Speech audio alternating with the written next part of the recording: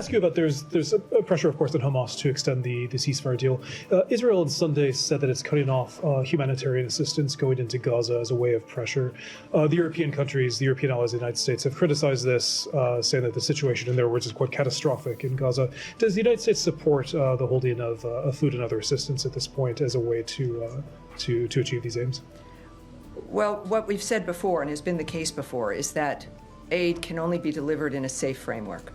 So as long as it is something that is unsafe, or we can't guarantee the safety of something moving in, that is going to be stopped. It is not a withholding, but it's a reflection of the framework of the situation on the ground, and that continues.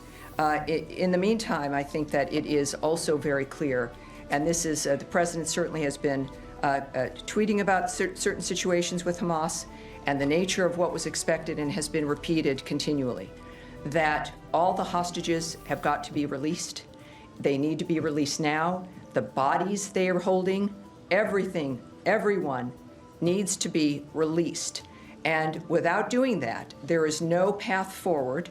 Secretary Rubio has made clear that as long as Hamas exists in that area, with a gun, without a gun, as long as they are a factor in Gaza and exist, there is no way forward. It is an impossible situation.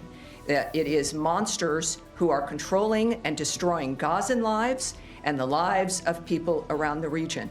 It remains an extraordinary dynamic where this administration has made clear, as has Secretary Rubio, that we have a framework where it has gone, it's over and over and over again. There's been nothing new. It's wash, rinse, and repeat, back and forth for generations. And the approach now in this dynamic is that it has to be a new approach. And that is what President Trump has said from the beginning, that we've got to think differently. We've got to think differently about how things proceed in the region. And this is finally, after this idea, the prompting to think differently, there are some different and new ideas. But one thing stays the same and is unmovable here, and it is the existence of Hamas as a factor on the ground in that region. It will be impossible to continue.